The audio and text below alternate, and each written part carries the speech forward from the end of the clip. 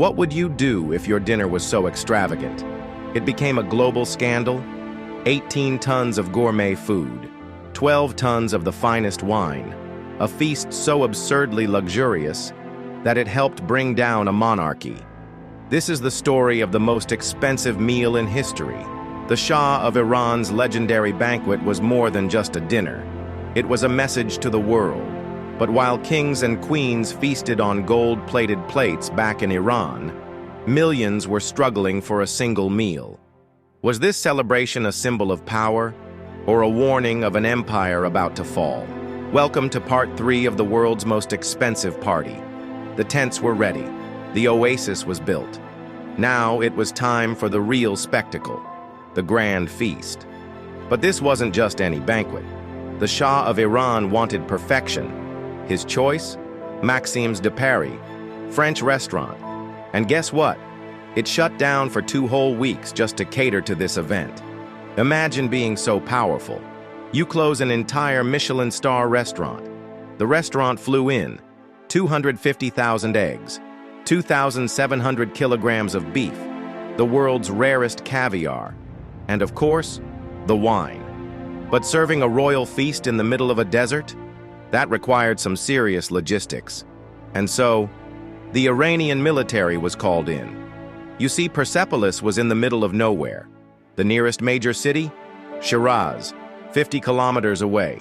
So how do you transport tons of perishable food to a remote desert? Step 1. Build an airport. Yes, the Shah constructed an airfield in Shiraz just for this event. Step 2. Use the Air Force. For 6 months, Iranian military cargo planes flew back and forth from Paris to Shiraz, carrying luxury food, fine wines, and crystal glasses. Military trucks delivered everything from Shiraz to Persepolis, where elite chefs awaited. Because clearly, when you're throwing a party, you must involve the entire military. But transporting the food was only half the challenge. What if someone poisoned the guests?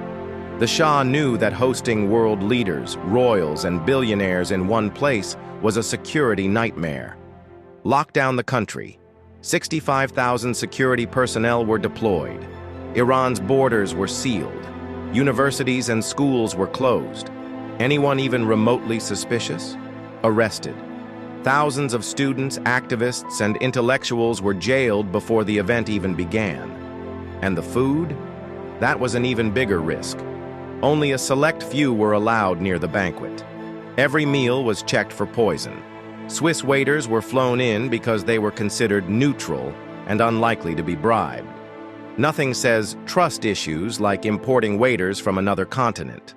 With security at its peak and the food ready to be served, the stage was set.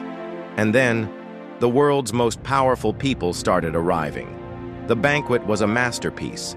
The wine flowed endlessly.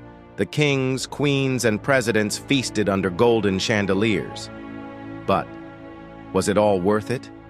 Because outside these golden tents, Iran's people were starving, and this event would spark outrage across the world.